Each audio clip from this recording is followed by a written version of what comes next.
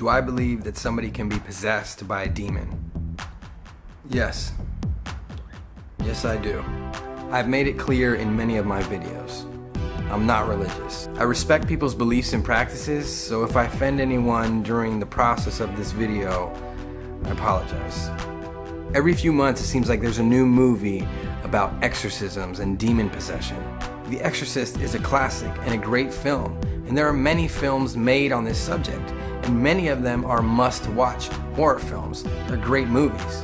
Next time you're home alone at night, I dare you to turn off all the lights, go into your room, put on The Exorcist, put away your phone, don't go on social media, just pay attention to the movie and see how long you can go without having to turn a light on.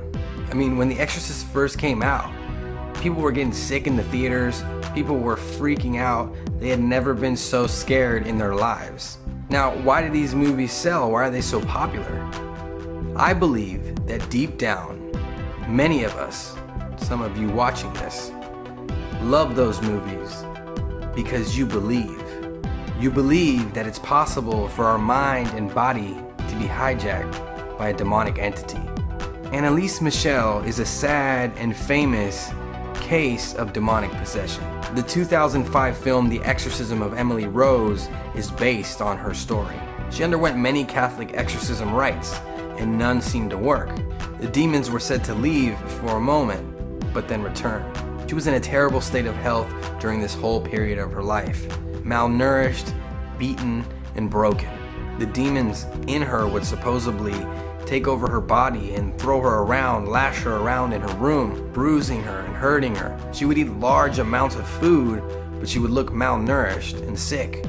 Now, during these periods where she would lash out, her family said that she had an enormous amount of strength, especially for somebody who looked sickly all the time. The priest that was doing the exorcisms and her family believed that in her there were more than one demon. Now, unfortunately, she died, and none of the exorcisms worked. Her parents and the priests that took part in the exorcism were taken to court. Now, the autopsy report stated that her death was caused by malnutrition and dehydration. One thing we should consider when looking into her story: Annalise suffered from epilepsy and depression. In the past, I've considered people that claim to be suffering from demonic possession to be mentally ill or looking for attention. Unhealthy, devout minds losing their souls and their mind based on their beliefs. And honestly, this could be the answer to many cases, but I don't believe it's the answer to all the cases.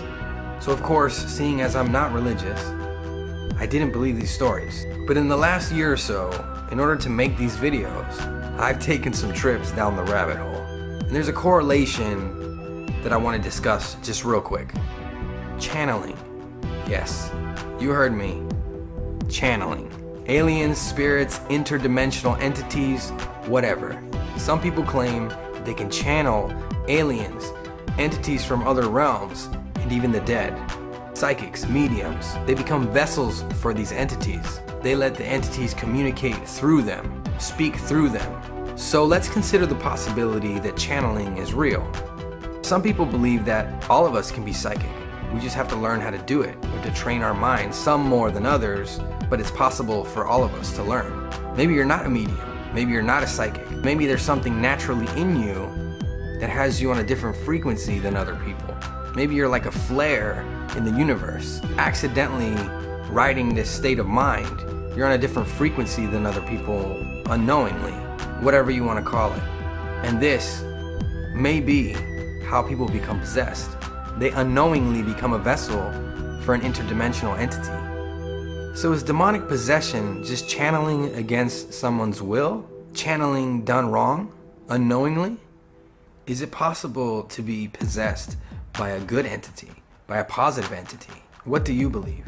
Do you believe that demonic possession is a reality? Let me know down in the comments if you have any personal experiences or you have any stories that you've heard from family members or friends on this topic. Also, let me know what you think about being possessed by a good demon. A good demon. Is there such thing as a good demon? No. I meant to say a good entity. Is it possible to be possessed by something positive? If you're new to the channel, Please subscribe. I am the Undead Gaucho, and on this channel, the paranormal is normal. Ha ha